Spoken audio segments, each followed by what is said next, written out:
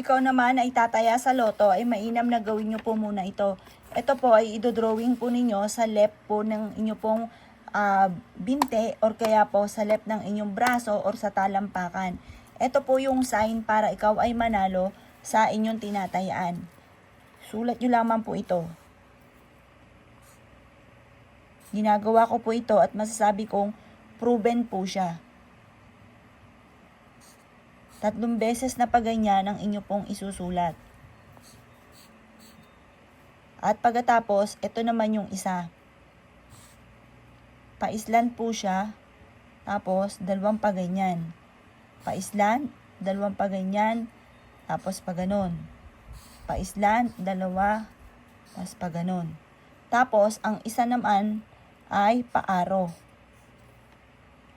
Yan po ang sign para ikaw ay manalo sa inyong tinatayaan. Tigta-3 po ang isusulat nyo sa inyong pong paa, kahit maliliit lang, or kaya sa inyong pong braso.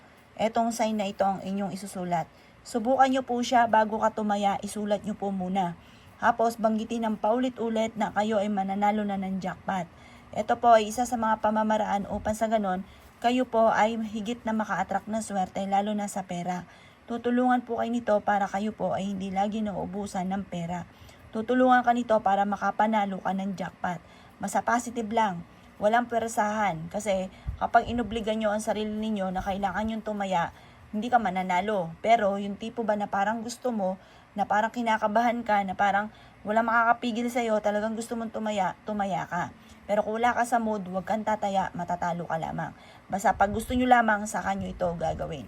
Pero ito ay napaka-epektibo. Huwag nyo na lang ipagsasabi kapag ikay gumagawa ng ganitong mga pamamaraan kasi maraming kontrabida. Maaring kukontrahin nila para hindi ka makatama. Dahil nasa isipan nila ay baka madaig mo sila. Kaya mas mainam, ikaw ay gagawa ng ganitong mga pamamaraan ng pasikreto lamang.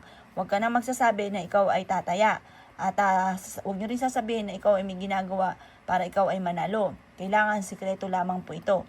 At hayaan yung ma-amaze na lamang sila na ikaw ay nakapanalo or kaya isikreto nyo na lamang dahil delikado, lalo na kung ikaw ay lagi nakakainggita ng inyong kapwa.